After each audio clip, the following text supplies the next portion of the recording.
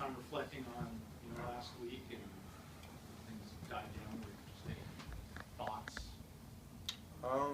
No, not really. I tend to move past things, try and get ready for the next game. We have a good Washington State team ahead of us, so try and let the past be the past, learn from mistakes, and learn from things that we did do right, and try and incorporate those into the next week's game. How do you avoid a letdown, so to speak, after such big moments? It always starts in practice, just making sure we're having good practices, making sure we're understanding what the coaches want out of us. When it comes time to do our scouts, making sure we all know our scouts, know personnel, know what they like to do, and then when we step on the practice court, try and take that away with our scout team. Andrew, I know that you guys have played a lot of neutral games and whatnot.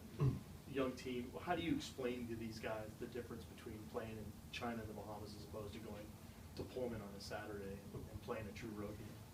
Well, I just think the difference is the crowd. I think when you have neutral games, it's kind of both teams get rooted for a little bit, but then when you're on the road, it's kind of just everyone's against you.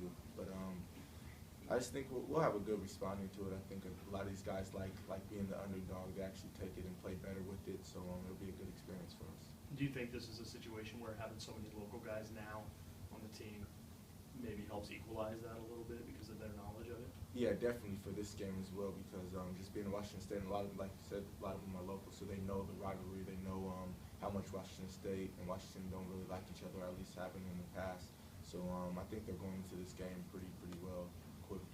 What's challenging about them? What do they do well?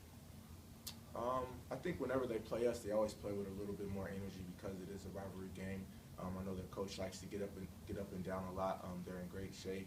They have a lot of good guys who can make shots, make plays for the team. So they're kind of like us in that sense. Hey, just the one thing that you remember from that game last year. I mean, if you could just take me through all of it, your shot, and then if that shot did anything for you, confidence-wise, for going forward. The biggest thing I actually remember out that game was we were on a losing streak before going in there, and we had a couple team meetings, couple player-only meetings, just about trying to get together and try and figure the whole thing out. And I remember, I think we were down early. I want to say we were kind of playing sluggish or whatever. And I just remember it being a tight game throughout, and then I was having a pretty good game. And when I hit the shot, I was just thinking of like a relief that we got to win. Was that play, and was that play called for you? And or No. that was a rebound, right? No, the play was called for Nigel. He was supposed to come off a pick and roll, and I was just one of the options if people collapsed on him to come open, and they collapsed on him, and so he passed me the ball. And then, out of everything that you've sort of done in your career now, can you rank that shot and kind of where that falls, Colorado, and kind of what you did last weekend? Sort of where does that go? I think for me, that was probably the biggest play since I've been here personally, just because of the stage that it was on, as far as it being a rivalry game. I think it was an ESPN game.